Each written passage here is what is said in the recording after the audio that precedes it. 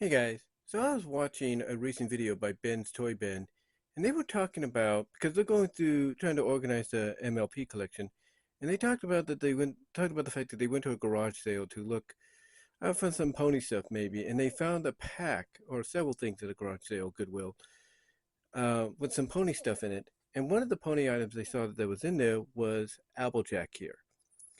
And it got me thinking, they wanted to talk about Guardians of Harmony and also show off the fact that they finally got an Applejack to go with Twilight. I figured, you know what? I'll just take this opportunity and shout out to them for the inspiration to, show off my Guardians of Harmony collection as well as to show the fact that I do have all of those ponies, those hoof to hoof ponies, as well as I have the Tempest Shadow that they got at the Goodwill, I think. And I got these all when they first came out, and they all still work. Well, except for Fluttershy. For some reason, Fluttershy, she'll magnetize. The little red magnet light will go on it, but just not the chest light. But yeah, I got Tempest here.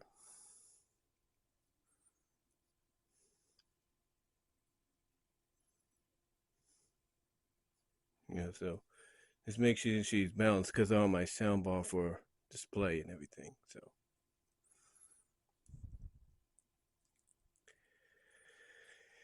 So yeah, that's what I have there. So why not again show you what I do have Guardians of Harmony wise.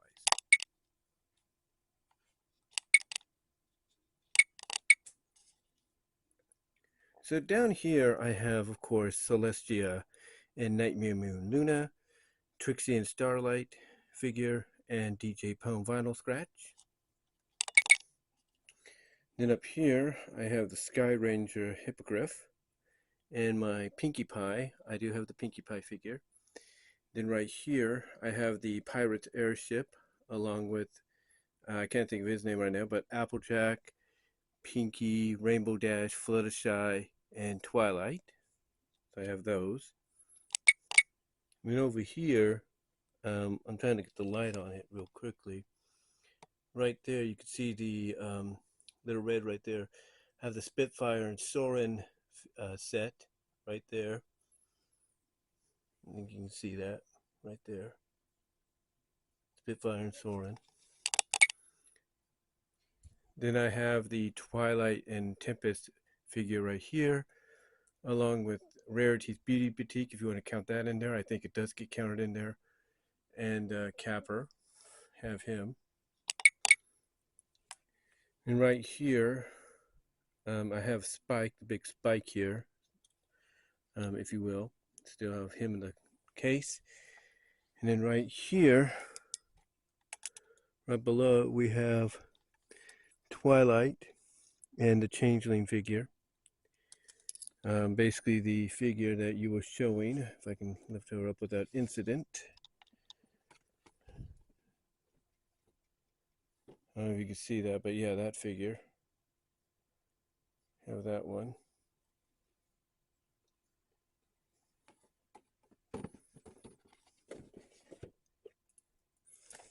And behind here, we have, move that a little bit. We have Guardians of Harmony, Spike, and Chrysalis, and this is the one that comes with the Spike with the sword and the shield or the cape, whatever it was you showed. Him battling Chrysalis. And then over here, you can see it right there. We have Cheese Sandwich. We have Cheese Sandwich right there. I think you can see him. I'm not really sure. We have cheese sandwich right there. And of course, I got Rainbow Dash right there. And over here, I have Applejack. And then over here, I have Daring Do. And then up there, that's the Celestia, that's the glow in the dark one, which basically you press the button on a key mark and she glows different colors. But yeah, I have that. And then of course I also have the Storm King right here as well, along with Grubber. And then to top it all off, of course, I have the Cantalot Sequestria set. But the question, obviously, you were alluding to or talking about, the topic anyway, was, why was Guardians of Harmony brought out? Now, you guys did bring up a good answer and all that, in my opinion. You did bring up a good answer. They make sure all my figures are okay up here. But you did bring up a good answer, and, I do agree with it. Mainly, Hasbro noticed, obviously, somebody in the market team noticed that it wasn't just young girls that was watching Friendship is Magic. It was also it was also young boys watching it as well and becoming huge fans of it. So, the best way to appeal to that demographic was to create a set of figures or a line, if you will, that appealed to both genders, that being both boy and girl, and that's why we got Guardians of Harmony. But in my opinion, guys, Ben, and I can't think of the other one. Again, I do apologize if I'm forgetting the names of those Ben's Toy Ben. I do apologize for that. But the other reason I think we got Guardians of Harmony as a line, as a series, figures and comic book spin-offs and stuff, tie-ins, is because of the fact that it wasn't just the idea that they noticed that boys were getting into Friendship is Magic as well as the girls, if not just as much, if not more. But it's because they noticed the adult demographic was getting into it too. The community that would be known as Bronies and Pegasisters. So by noticing that, in my opinion, probably more primarily than just the boys getting into it, they decided to basically create this line for collectors, not just for young boys and girls to play with, but for collectors. Because I want you to look at some of the figures, that they released as part of this line. I mean, you look at Twilight and Tempest. Can you play with that figure? That Guardians of Harmony figure? No. No, you can't play with it. Mainly for the fact that it's not, a figure that's playable or, capable of being played with unless you take it apart. Instead, it's a figure that is meant to be displayed. The same with Celestia right here, and Nightmare Moon Luna, Trixie and Starlight, and even DJ Pone. These are figures that are meant to be displayed, not just played with, although kids could play with them, but mostly displayed as part of collections. And I think that is one of the main reasons why this set of figures was released when it was. It wasn't because they wanted to appeal, like I said, to the boy demographic, as well as along with the girl demographic, but also to the adult collectors. That's what they wanted to do.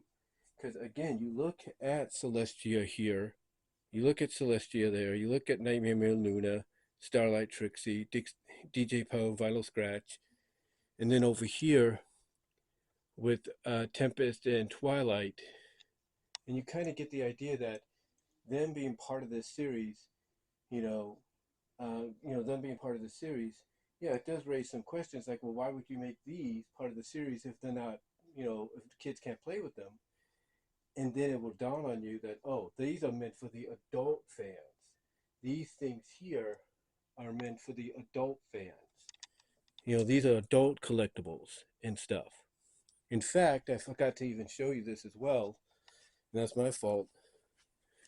I have Discord and Crystallis. I have Discord and Crystallis, and you look at Discord and Crystallis. Yeah, Discord comes with a throne. You can put him on and everything, but is he playable outside of that? No. Is he articulate in some areas? Yes. But is Crystallis? No. Crystallis is not. Like I was saying, you look at Crystallis here, and you realize she's not as articulate as, let's say, he might be a little bit, but not much. And he's not even that. I mean, everything connected to him is pretty much glued on. Pretty much glued on and everything. So in a way, basically, again, you have figures like Crystallis there, and Discord, and you have figures like these two, and Celestia and Nightmare Mirror Luna and the one and Starlight Trixie and DJ Pone, as well as even the airship, which is mainly like the Cantalot Sequestria set, mainly a display piece. And you'll see that, oh, they're appealing more to the adult collectors than just the young kids. And you could see that.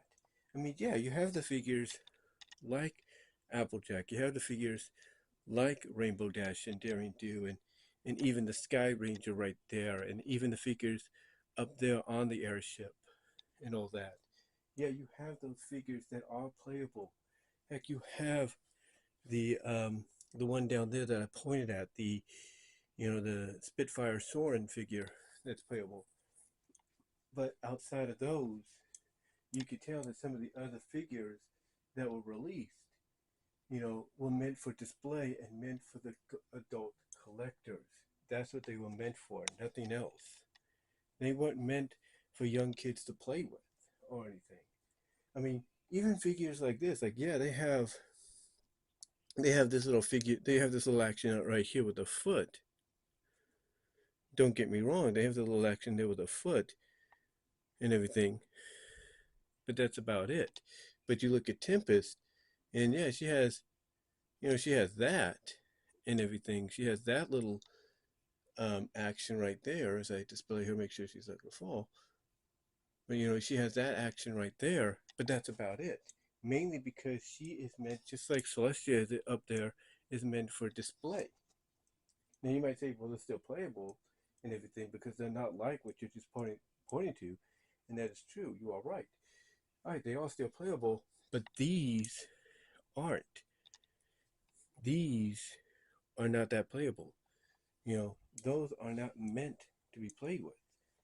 These down here are not meant to be played with. This figure right here, though, this one right here, this figure, if I can pull him out just slightly, this Shadow Boat figure, he's a Guardian of Harmony figure too. He's meant to be played with, yes, but Chrysalis, Discord, not meant to be played with. You know, so you kind of get what I'm saying. What I'm getting at in closing is yes, Guardians of Harmony was to um, meant to attract, was meant to um, basically. So hold on for a second. Yes, they were meant to appeal to the boy demographic along with the girls, so they have something in common, in both with the figures and both enjoying the show. But again, when you look at this kind of a figure, you look at that figure and that figure and that figure and that figure, and even that set right there. And again, these over here, and you'll realize that Guardians of Harmony wasn't just meant to appeal to the young boys, along with the young girls that have something in common, but mostly to the adult Bronies and Pegasisters themselves, basically the collectors. That's what it was meant to appeal to, especially with stuff like this. So, yeah, in closing, that's basically what it was meant to be, meant to do.